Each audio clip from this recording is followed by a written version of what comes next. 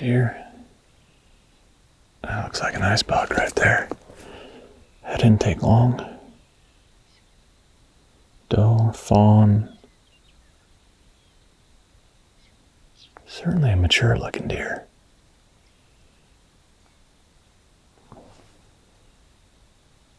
Might be that one with the split G2. That is yeah, he's a stud. Yeah, mature buck for sure. That's awesome. Just got set up here. Second day of the season. This morning, I woke up to a text. About 4 in the morning, Jake shot another incredible velvet 10-pointer. Opening day. So we're fired up about that. That's 2 years in a row now. Jake has shot awesome velvet buck. He's got it figured out.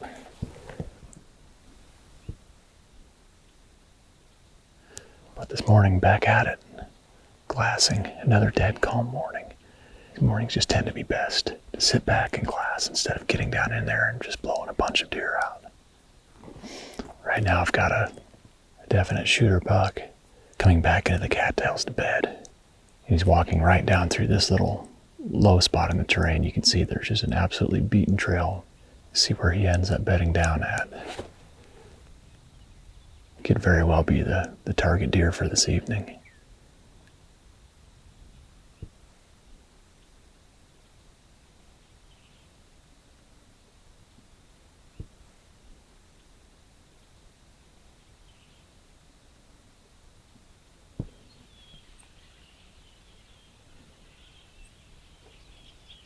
Deer got the zoomies this morning.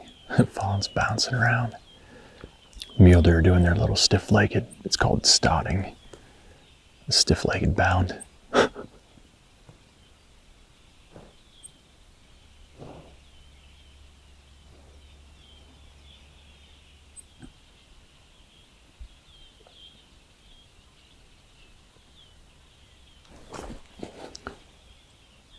Should be able to get a good pinpoint on where he beds. Hopefully it's only a handful of deer that come back and bed in this spot. Once an area gets stacked with a bunch of deer, it gets a lot tougher. A lot of times you end up with a bunch of non-target deer coming out first, and it's just really hard to get past a whole bunch of deer when you're hunting on the ground with a minimal amount of cover.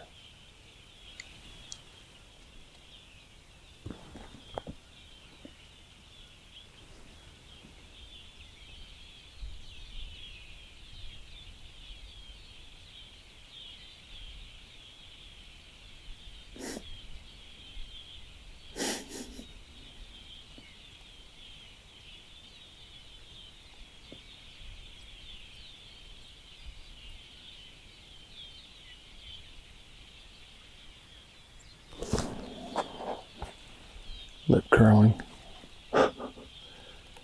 Just a little early September lip curling.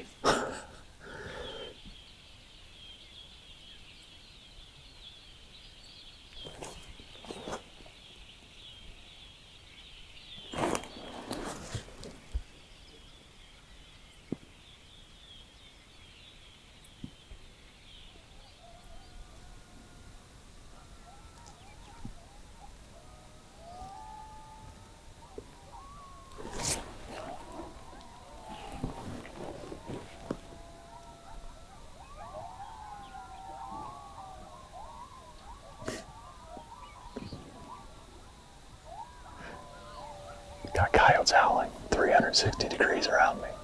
The whole neighborhood is lighting up.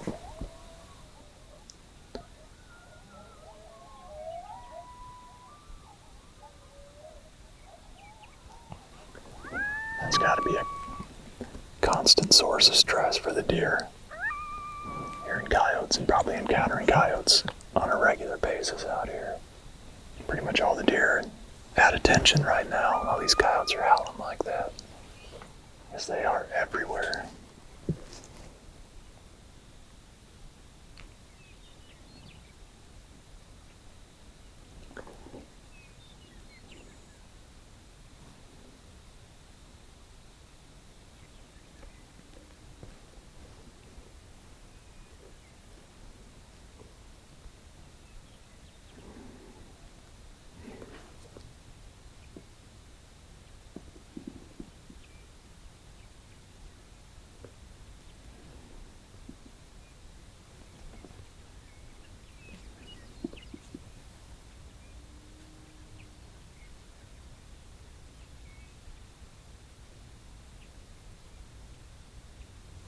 an 8-pointer with the split 2. It's bedded down right below me here. Bedded down just inside of the cattails.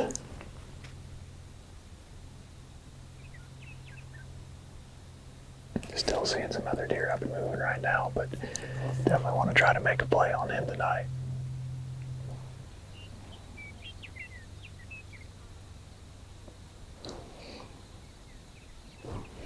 These muley bucks browsing at about 90 yards right now.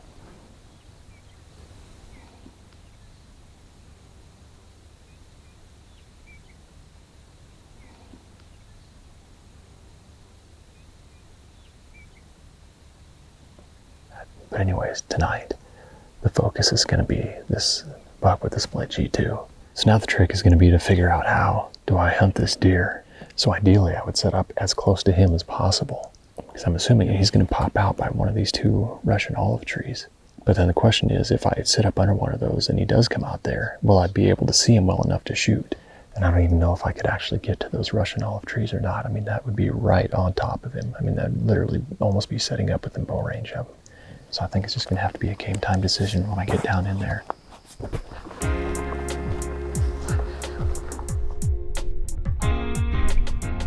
As the temperatures rose into the mid-90s during the middle of the day, Ryan and I did our best to stay cool, took some practice shots, did some strategizing, and waited for the wind to kick up to head in after the split G2 buck.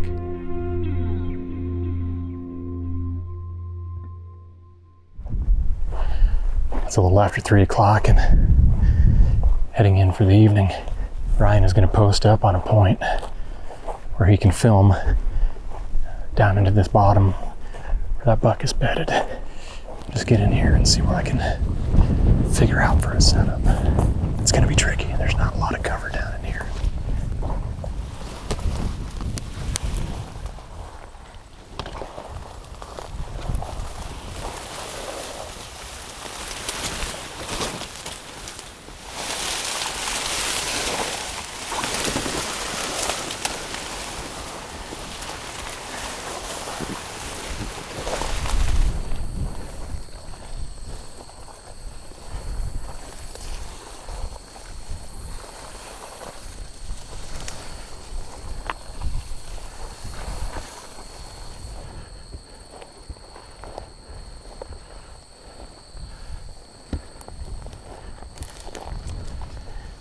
Just snuck in. Buck is bedded about 200 yards off to my left here. And this is that low-lying area, that low spot right here, where the deer traveled through this morning.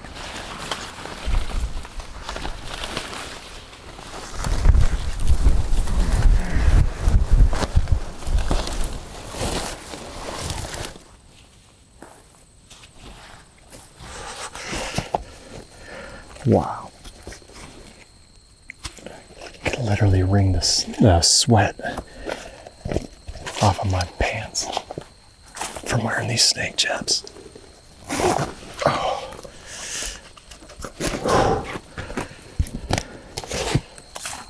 I think this is going to work. This was the first spot I came to I was going to look at. I was just looking for any kind of vegetation that was tall enough to hide in.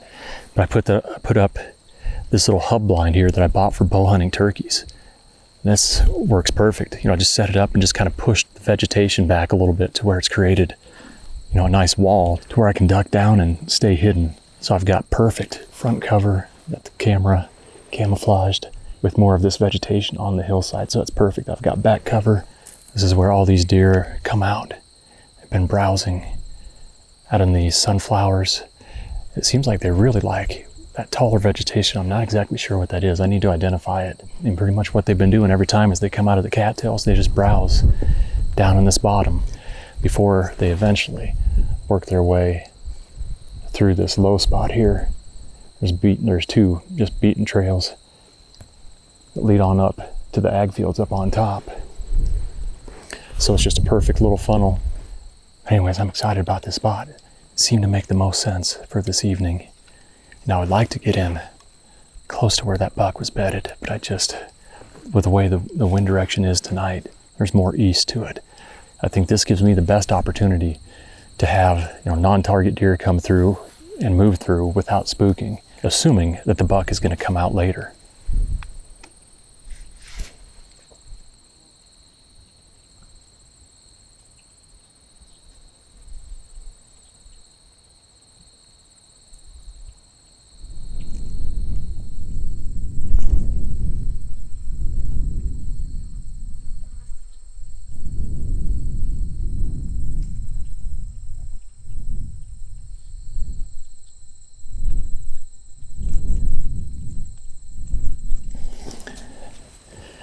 Ryan just signaled.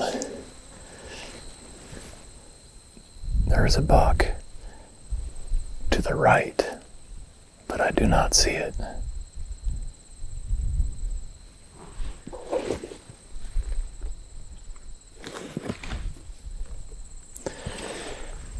Just stepped out of the cattails.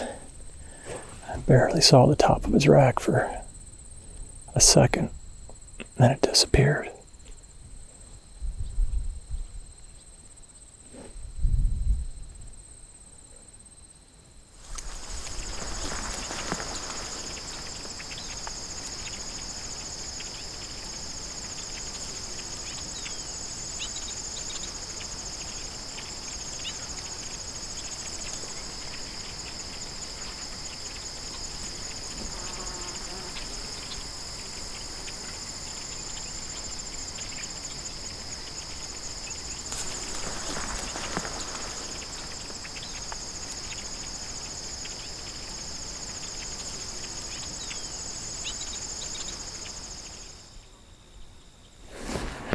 There we go. There's a buck.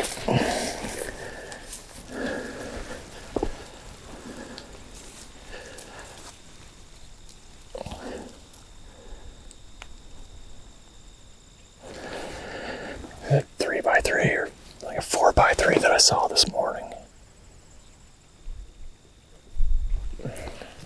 Not sure if that's the same buck that I saw earlier.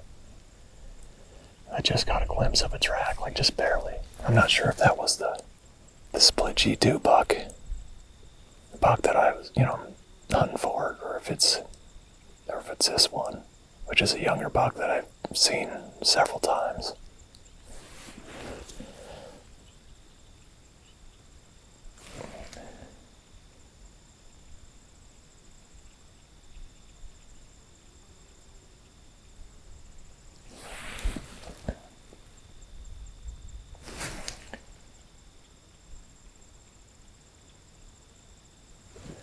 It's about 6:50 right now. Hopefully these deer get up and moving soon.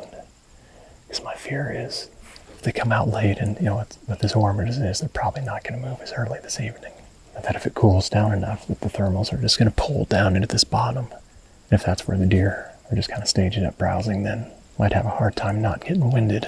My hope was hunting this close to where they were bedding that they would get out and move out towards the ag fields before the air really cools and the thermals fall. There we go.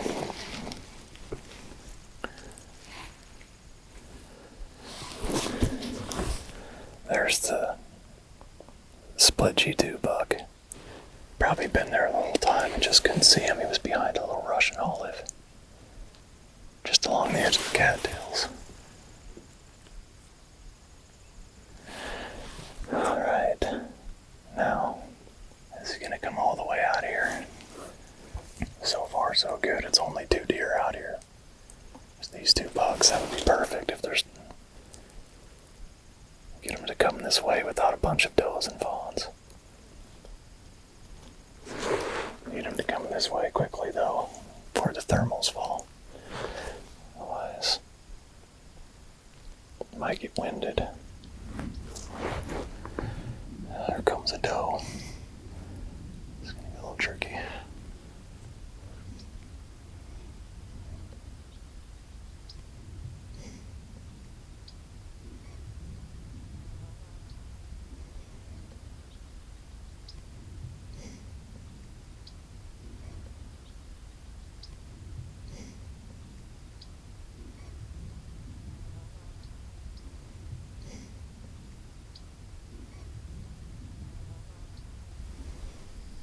No, dang it. I just hit my wind.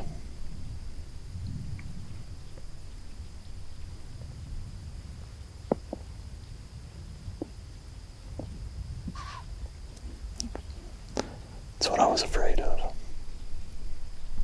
The thermal's dropping. It's probably going to be it for the evening. As soon as the sun went below the horizon, I could just feel it on the back of my neck, sinking down in here.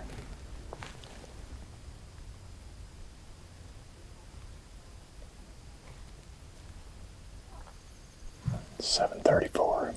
That doe that spooked didn't seem to bother the bucks. They looked around for a few minutes and then relaxed and went back to feeding. But they have just absolutely parked it where they're at. They barely made it out of the cattails and have been feeding in pretty much the same spot for the last hour or so. Don't know if it's just because how hot of a day it was, but pretty much every other time I've glassed and watched deer in this spot, they've made their way by this, through this low gap, and headed on out to the fields before the end of legal shooting time. But I don't know if that's going to be the case tonight. We'll see. Like I said, there's still 20 minutes left. They're not that far away. If they pick up and move, they decide to pick up and move and head on out to the field, it doesn't take long for them to cover that ground. Buck is rubbing the heck out of that Russian olive. At least he's went from feeding to making a rub, and maybe once he finishes with that, he'll be ready to head on out to the field and come by with enough time left to get a shot. He's definitely on the move.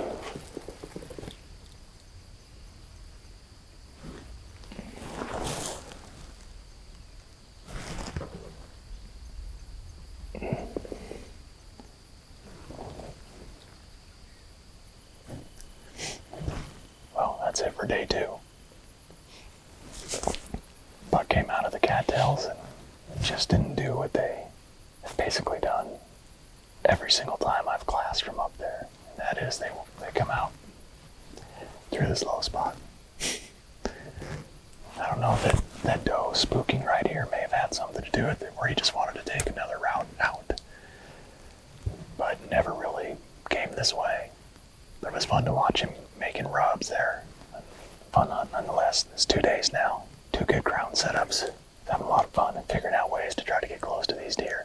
Good thing is, he never smelled me. Never knew I was here. He just took a different route out of here in the evening, but probably a very good chance of catching up with him or another good buck in this spot. Fun hunt this evening. Chess match continues.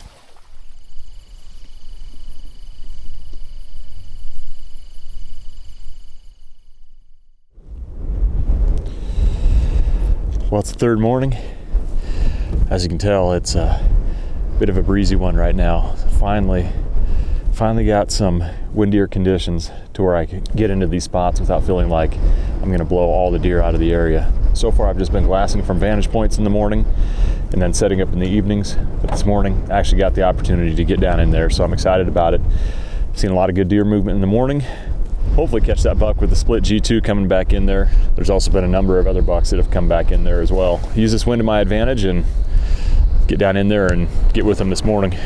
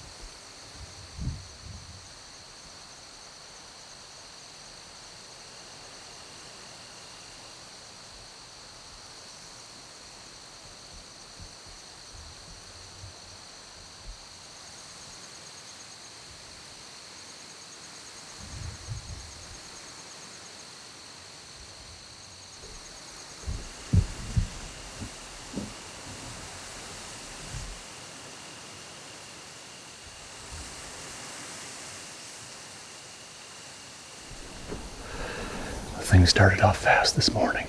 That was perfect. 3 2-year-old bucks came up over the rise and just came right down and browsed around and then walked right by at about 25 to 30 yards. And then they went on by back into the bedding area. So that is absolutely perfect way to start the morning there. That gives me confidence that I can get away with this setup just up against this Russian olive tree here in this spot, this little funnel area like I've talked about, where I've sat up on that point I don't know how many times and watched deer funnel right through here and finally got the right conditions for it. North wind, strong north wind, blows right back into the cattails. Pretty much every morning has just been dead calm. It's just really hard to get away with much on the ground, especially when there's likely to be multiple non-target deer passing through. But ground hunting like this, with these breezy conditions, and everything's moving around, it's just perfect. Those bucks had no idea. They never even looked in my direction. Just got the camo drape, put over the camera, just kind of push some of the vegetation here up to build a little bit of a wall. So as you can see, it's just a perfect funnel area here. Cattails, a little rise in the terrain, and when I've been glassing from up on that ridge, I don't know how many deer between last year and this year that I've seen that funnel right through here. But anyways, the nice thing with the way this sets up is I can stand up and look for deer, and if I see something coming, I can just get down and get hidden. But this is the real first good hunt that I've had in here with these kinds of conditions, where it's breezy, early in the season like this, got plenty of vegetation for cover. And then behind me is the bedding area, more cattails and all the Russian olives, and that's typically where we see the deer end up going bedding back in there. Anyways, keep paying attention here. They can get up on you fast. Those bucks popped over the rise. They were maybe 60 yards away.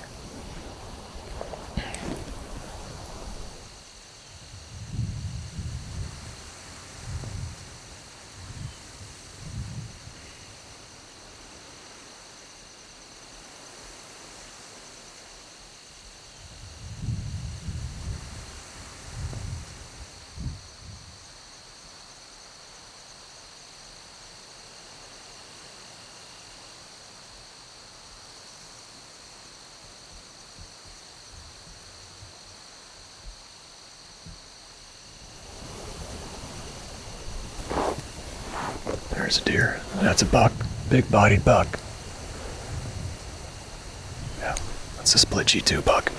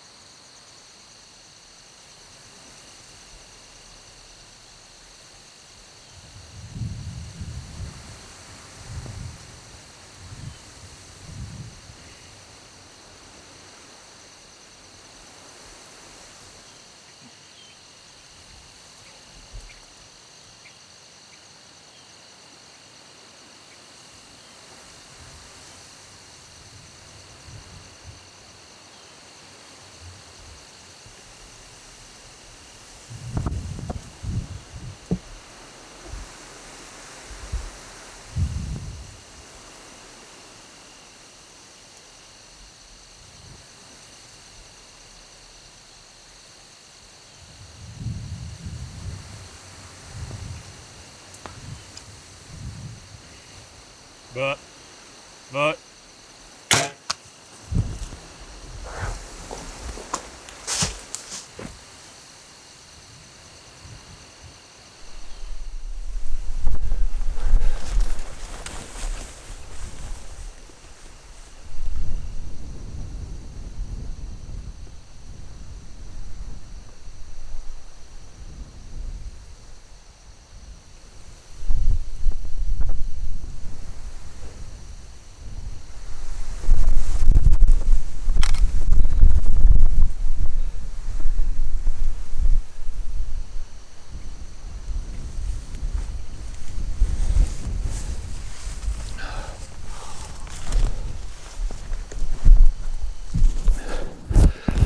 Oh my gosh. I didn't see him go down, but I'm pretty sure I just double lunged that split G2 buck. Oh my gosh, that was incredible. That's that same buck that I glassed yesterday morning, watched him bed down, hunted him last night, about 500 yards from here. Those 3 2-year-olds passed by not long ago. All of a sudden I look up and see a big body deer, and he picked his head up and is like, oh yeah, no doubt which one it was. And as they're coming in, I'm filming him. He's starting to get close. Things are getting real tense here. All of a sudden, a younger buck, like a 2-year-old buck, walks right in front, like 15 yards. So I quick hunkered down, hoping that he wasn't going to look over and see me, because if he would have picked up on me, that would have been game over. And these bucks come filing back in here, just like I hope they would, just like I've been watching from that knob up there. I sat up there, I don't know how many times. Ryan sat up there several times and saw these bucks funneling back through here. Finally got the right conditions. But he got in here, he was under 25 yards. I just used my 20-yard pin. And as he's walking in the frame, he's kind of, I think he was like posturing towards that other buck, and he quartered away. And I was grunting at him to try to stop him. He was distracted by that other buck. It was windy like this. I didn't even think about holding low. I just held pretty much dead on, quartered away, and it looked like it should have just double lunged him perfect. Maybe a touch on the high side, could have been a little bit lower. And then I got up and went out about 20 feet here to watch where he went in. Got an idea of where he went into the cattails, because it is a bunch of thick cover back in there. Oh my gosh. Of course, it would be the day that Ryan left. Well, Ryan left last night to go do some hunting himself. He's out on the prairie, hopefully stalking a mule deer right now. Glassed with me for a couple of days, and then he filmed me for a couple of days. And then of course I would get an opportunity at a buck when he's not here. Usually when the cameraman leaves, that's when somebody shoots a deer. That's exactly what happened this morning. Watch the footage back here. I was locked in on him, and all of a sudden that 2-year-old buck walks into frame, and that was nerve-wracking. Yeah, he kind of looked over at me there, but at that point I ducked down. I just got down as low as I could. Thankfully he passed by quickly and got behind the Russian olive tree and then kept on going. But at that point, yep, that's when he turns and starts heading my way. And that is when the heart rate really kicked up. Yeah, that's another nice buck that's with him. There's where I pan the camera. Oh yeah, did hind leg kick. Yep, that looks good. It's handy to be able to record it with your phone and then play it back frame by frame. Oh yeah, quartering away. Could have been a touch lower. It's the only thing. Looks good.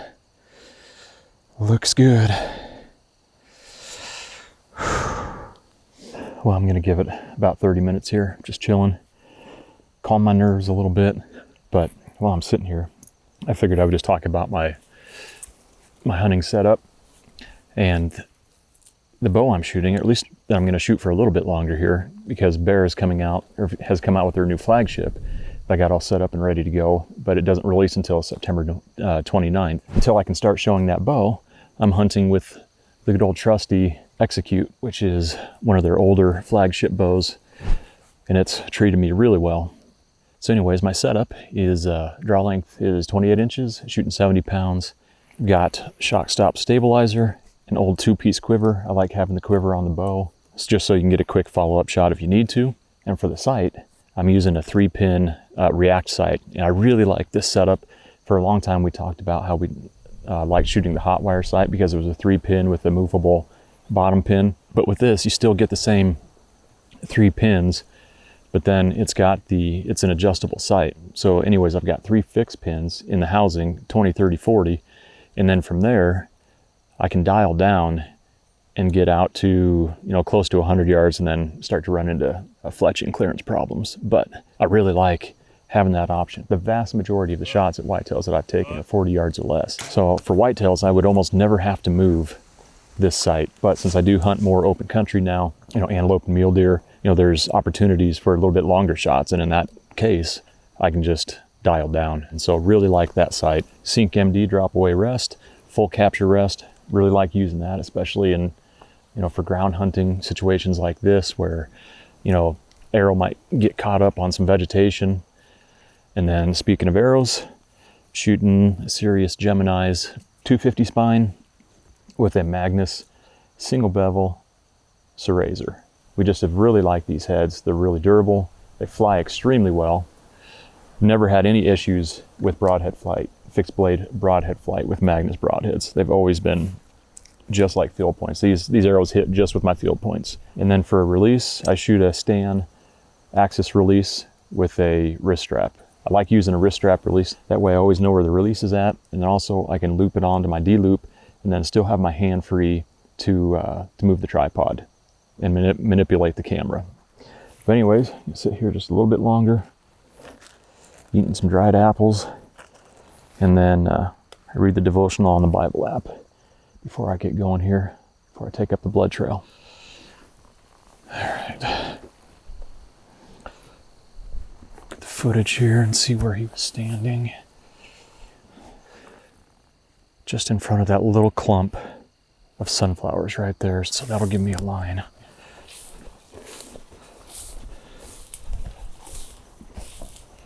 He's standing just on the other side of them. So, had to be standing right in here.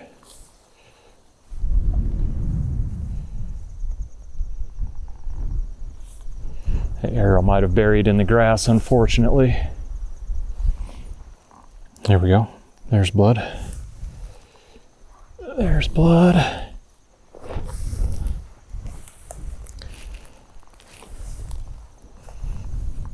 Blood right there. Good blood right there. Fine spray so far. More right there.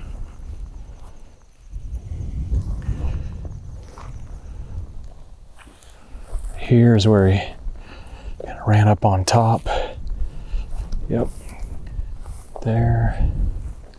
Last spot right there.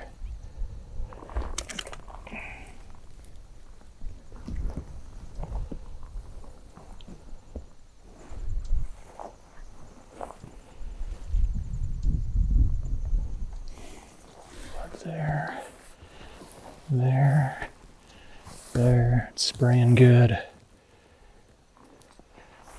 Blood on this. There.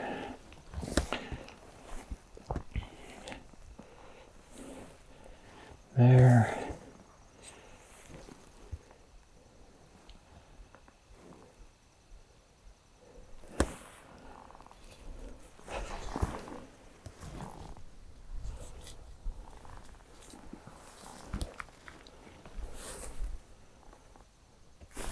Spraying. Oh yeah, big spray right here. Must have bounded. He was running fast, but bounding.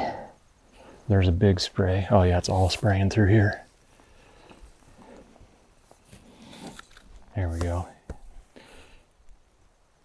It's really opened up now. Oh yeah, look at that. Yeah.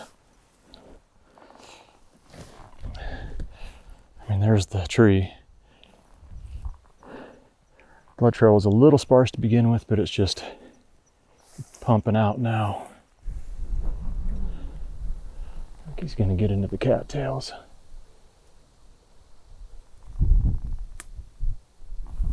There. There.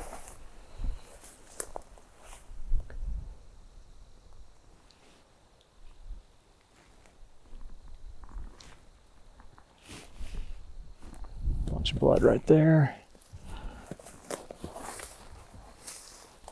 Oh, there's a deer. There he is, right here. Oh my gosh, look at that. Didn't even, just made it to the edge of the cattails. Holy cow.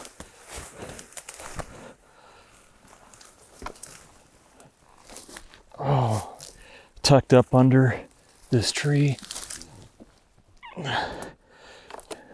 Look at that, gorgeous early season buck. We'll split G2. That is awesome. I mean, that shot just completely cleaned him out. Quartering away, came out in front of the opposite shoulder, and he didn't make it, but there's the tree right there. Straight line, probably 75 yards, 80 yards.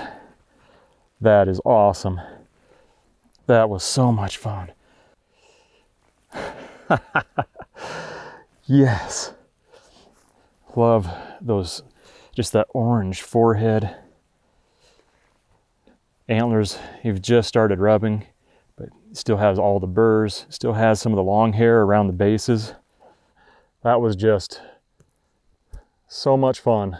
These last few days of scouting, glassing, truck camping with my cousin, then hunting a few of these different bucks in here, watching where they're bedding, and then trying to come up with a game plan to get in close and get, these open country bucks in bow range. It's just a lot of fun. And I would say in the 3 days that I'd hunted here, Ryan and I had a great setup the first evening. Yesterday evening, even though the buck didn't come in, I felt like that setup would have worked. I was real excited about that. And then coming in this morning to that Russian olive tree where I've been watching all these bucks travel through. And I was telling Ryan what I was really waiting for was the right conditions to come in here.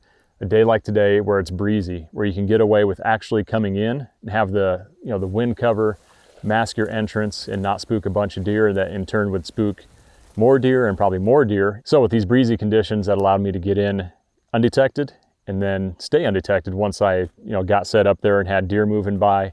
I looked up and immediately recognized this buck, and he was one of the bigger bodied, more mature bucks that I saw out here. So definitely a buck that I was looking to shoot among a few others. Wasn't sure if he was going to make it into the cattails or not, but thankfully he expired right on the edge here, up under this arching deadfall here. I mean, just a really, really cool final resting spot for an absolutely gorgeous early season buck.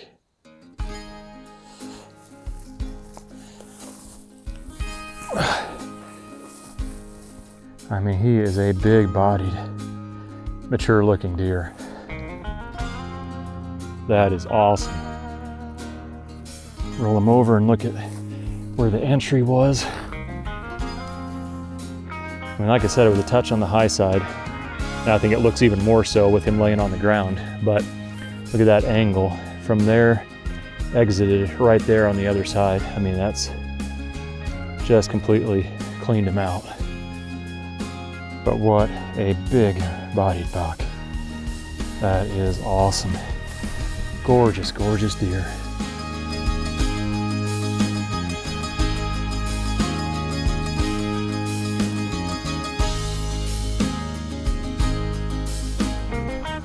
That's that glassing point right there. I spent a lot of time perched up on that hill watching deer down in this bottom. It just took getting the right conditions to make it all work.